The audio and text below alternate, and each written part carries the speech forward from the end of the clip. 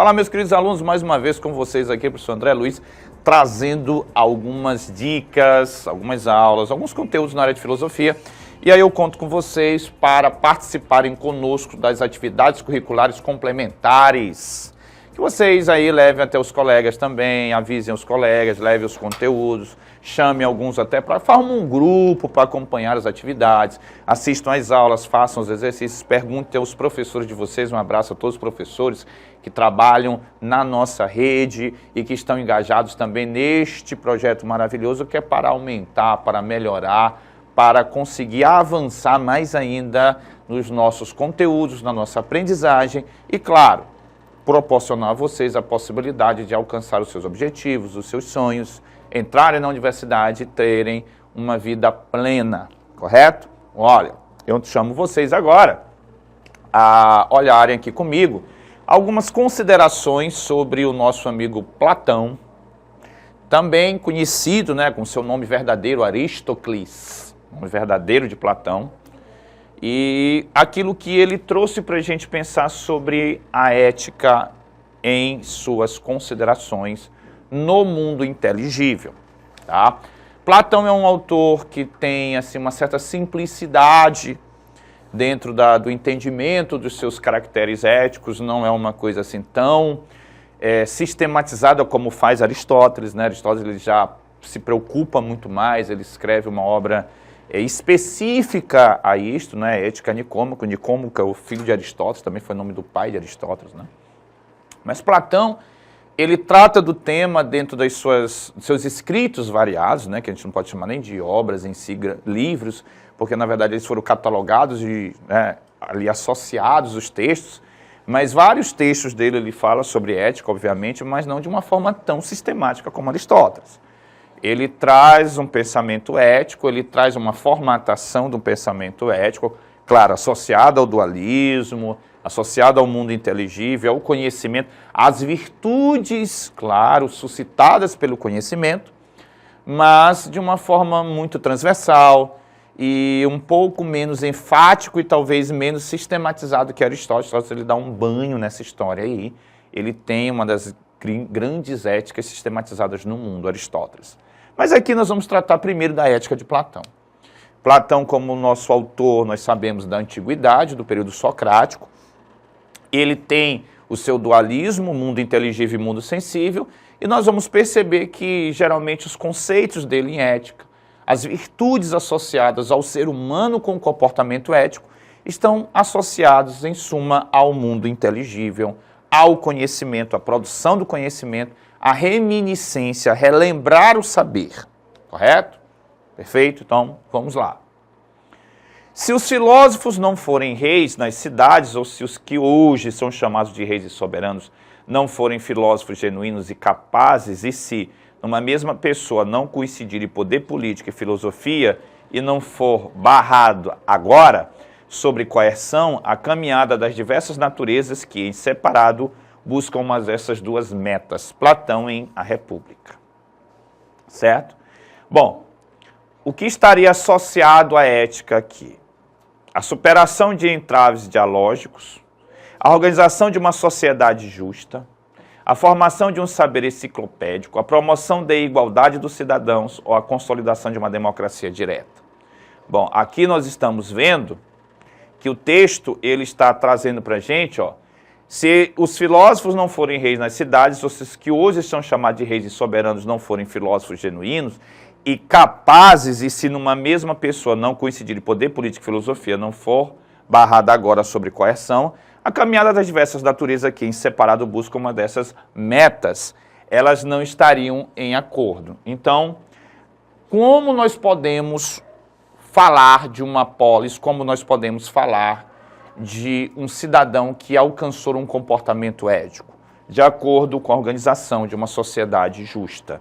Então, nós vamos ver que a organização de uma sociedade justa está em acordo, literalmente, com aquilo que nós consideramos como elementos capazes de trazer uma cidade que possa funcionar, em que cada segmento, em que cada classe social ocupe aquilo que lhe é de direito, sua posição dentro da divisão que Platão vai trazer para a classe. E aí a justiça está associada a cada um, claro, ocupar o seu lugar determinado entre governantes, guardiões e aqueles que nós chamamos de trabalhadores manuais.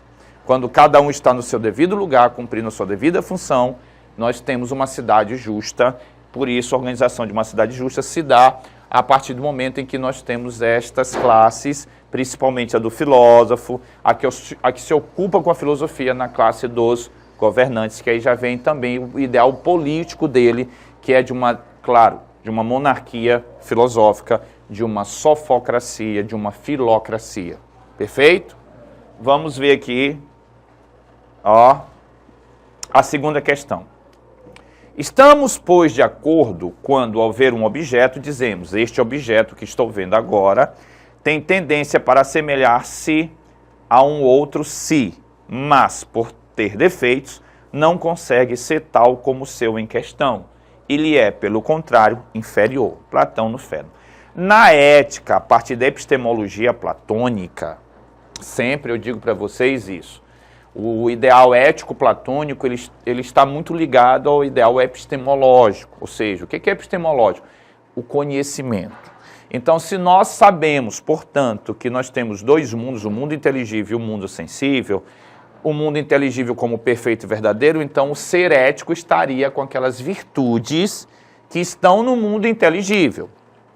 Então, olha, quando ao ver algum objeto, dizemos: este objeto que estou vendo agora tem a tendência para assemelhar a um outro se, mas, por ter defeitos, não consegue ser tal como o seu em questão. Ele é, pelo contrário, inferior. A comparação que nós fazemos dos objetos, as questões relacionadas aos objetos da materialidade, eles não são perfeitos. Nós temos sempre uma instância superior, que é o mundo das ideias, que traz esta perfeição. E se lá é perfeito, o elemento humano só será perfeito com as virtudes que lá no mundo das ideias estão, naquilo que nós conhecemos como a teoria das ideias, o mundo das ideias, ou o mundo inteligível, como se chama.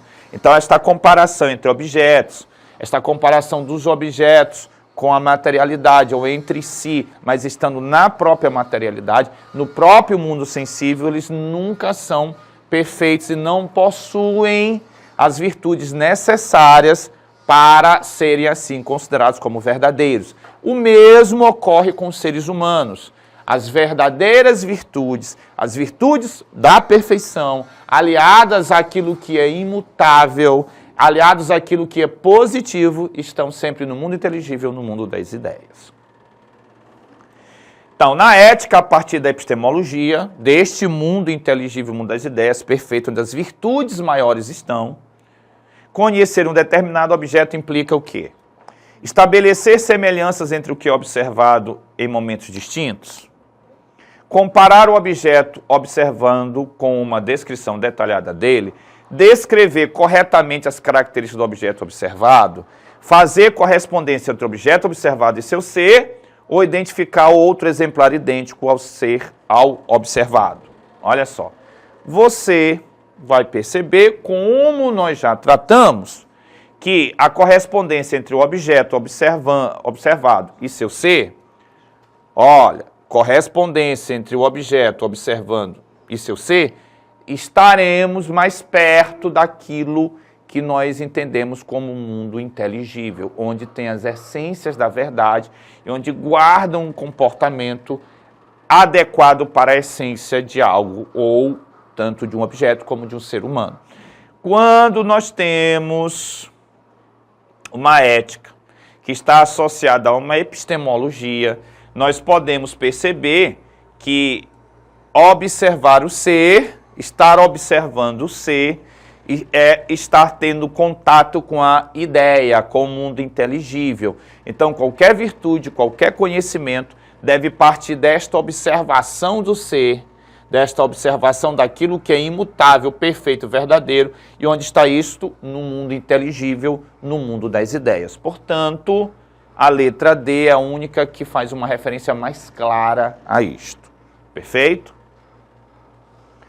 A ética ou filosofia moral é uma área do conhecimento que tem como objeto de investigações as ações humanas e seus princípios orientadores.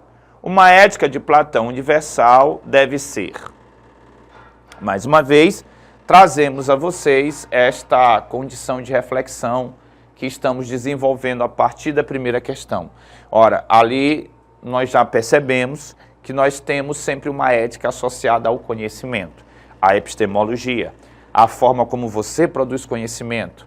Se eu quero conhecer o ser de alguma coisa, do ser humano, ou de um outro determinado objeto, eu vou na sua essência. E onde está esta essência? No mundo das ideias, no mundo inteligível. Só é possível ter acesso a uma essência ou ver a virtude por excelência de um ser humano, ver a verdade de uma virtude, a perfeição virtuosa de alguém, a partir do mundo das ideias, do mundo inteligível. Então sempre estamos correlacionando o conhecimento à ética e vice-versa, a ética ao conhecimento. Como é que eu poderia entender, como é que eu poderia dar uma nomenclatura, como é que eu poderia nomear uma ética como esta? Uma ética que está associada ao conhecimento e tendo o conhecimento como virtude máxima. Basta você partir do princípio que se o conhecimento está no mundo inteligível, se o conhecimento está no mundo das ideias, o conhecimento que eu vou adquirir através da dialética ascendente, quer dizer, eu vou sair do mundo sensível e subir ascendente ao mundo inteligível, ou como Platão constituiu lá no livro 7º da República, o mito da caverna, a alegoria da caverna. Se eu vou sair da caverna, este movimento de saída da caverna é feito como? Através da dialética ascendente. E o que é a dialética ascendente em Platão? É a reminiscência, é relembrar. E aí o processo de relembrar e reminiscência está em adquirir conhecimento. E com este conhecimento eu chego ao mundo perfeito. Eu enxergo a luz, o supremo bem, o sol, porque eu estou fora da caverna. Ou, se vocês preferirem, eu saí do mundo sensível e fui ao mundo inteligível. Eu estou iluminado pelo conhecimento. E este ser que é iluminado pelo conhecimento é o que tem o comportamento mais adequado. Então, como é que eu poderia dar uma nomenclatura? Como é que eu poderia chamar? Será que isso é uma ética interpretativa? Será que é uma ética inconstante? Será que é uma ética sensível? Será que é uma ética inexata? Ou será que eu posso chamar de ética intelectualizada? Ora, se o mundo é inteligível, se o mundo é o mundo das ideias, eu não posso ter a não ser uma ética que seja intelectualizada. Claro, Platão, Sócrates também, eles dão muita ênfase a este conhecimento, a esta virtude do conhecimento e a partir do conhecimento. Deste ser humano que com o conhecimento é aquele que tem o comportamento mais adequado. Então, é importante que se tenha em mente que isto constitui uma espécie de intelectualismo ético. Em alguns livros, ou seja, até na maior parte dos livros, são bem categóricos em relação a esta questão da intelectualidade em Platão e Sócrates como deflagrador de um comportamento. Por isso que nós temos uma epistemologia, como nós vimos na primeira questão e na segunda questão, preparando vocês para entenderem isto. Pode até não ter uma relação direta com a ética, mas na verdade é a ética em Platão e Sócrates, o intelecto, o conhecimento, o mundo das ideias, adquirido através da dialética ascendente, que é o relembrar, a reminiscência, a subida do mundo sensível para o mundo inteligível, a saída de dentro da caverna da escuridão para fora da caverna onde tem a luz do sol, para irradiar os nossos olhos e assim conhecermos as coisas, e este conhecimento é suficiente para um comportamento mais adequado. Perfeito? Pega essa dica para ti, conhecimento e comportamento em Platão e Sócrates tem a sua união perfeita. A ética faz parte com a estética, assim. Se a estética é a procura pelos valores do belo, a ética é a procura pelos valores do bem. Aponta Milton José Zamboni, antropólogo e professor da Universidade Federal do Triângulo Mineiro. Sobre os valores e o pensamento de Platão, assinale a alternativa correta. Olha só, os valores. quais seriam os valores que Platão destaca? O que teria destaque? O que seria destacado como valores? E aí usa-se o termo valorar, viu? Porque se refere à ética, se refere à moralidade, então não é valorização, é valoração. Então, o que será que Platão indica como valor? O que Platão valora? Esses valores, esse pensamento associado ao conhecimento, associado à episteme, ou seja, à epistemologia, a teoria do conhecimento, esses valores são sempre materiais? Não podem, porque estão no mundo sensível.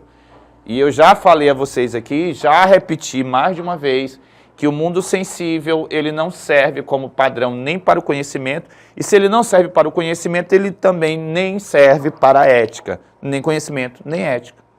O mundo inteligível que é para o conhecimento e para a ética. Tem a mesma formatação histórica? Será que a formatação da história, a tradição, até mesmo o passar do tempo seria suficiente?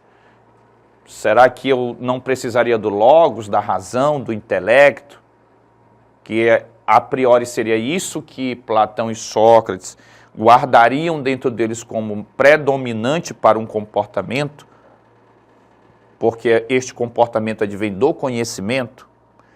A história parece uma coisa muito aleatória, casual, e eles querem, ao que parece Sócrates e Platão, algo mais do logos. São expressões da razão, bom, melhor, né, do logos. Estão fora da normalidade geral, não parece algo tão determinante assim. Expressam apenas opiniões é senso comum, doxa, não podem. Então você vai perceber, obviamente, que se nós estamos sempre falando a vocês que tem a ver com o conhecimento, tem a ver com o intelecto, obviamente são expressões do logos, ou seja, da razão. O logos é a razão. Então, em Platão e Sócrates, vale para os dois, o comportamento, os valores do comportamento, os valores morais, aquilo que eles valoram dentro da ética, claro, são expressões do logos, da razão, do intelecto, do conhecimento que está no mundo inteligível, no mundo das ideias. Temos de ser coerentes, perfeito? Tem mais uma aqui para a gente firmar essas ideias. Ética é daquelas palavras com significado tão amplo que muita gente usa no dia a dia, mas poucos sabem defini-la com precisão. Nosso comportamento depende das virtudes, e sobre as virtudes em Platão podemos dizer que arete, virtude. As virtudes nós sabemos, mais uma vez, que estão associadas ao conhecimento. As virtudes estão associadas ao logos, as virtudes estão associadas ao que? A possibilidade do homem sair do mundo sensível, que é uma mera ilusão, e passar ao mundo inteligível. Disso depende o conceito de justiça, porque a justiça é cada classe social, governante, guardião, trabalhador manual dentro da sua classe. Por quê? Porque cada um tem um nível de logos diferente, ok? E cada um precisa assumir esse nível de logos. Estes valores estão associados à episteme, à saída da caverna, para olhar a luz do sol, que vai permitir você conhecer adequadamente as coisas. E aí o conhecimento, mais uma vez, como fundamento das virtudes. A maior virtude, o conhecimento, que vai gerar todas as outras virtudes. Então, essas virtudes nós podemos dizer que são qualidades intelectuais? Muito bem. Que não depende dos valores do saber, são hábitos ruins, estão fora da normatização do saber, são todas desequilibradas e viciosas. Bom, obviamente, você já percebeu que nós só temos a letra A para assinalar como alternativa verdadeira qualidades. Virtudes são qualidades, que dependem de quê? Do intelecto, dependem do conhecimento, dependem do mundo inteligível, correto? Então, convido vocês a marcarem aqui a letra A. A letra A é a nossa alternativa que vai perfazer, que vai responder e estar em harmonia com aquilo que são virtudes em Platão, advindas do conhecimento. Do mais, eu agradeço vocês, convido vocês a estarem conosco nas próximas aulas. Um forte abraço, professor André Luiz, deixando vocês mais uma vez aqui.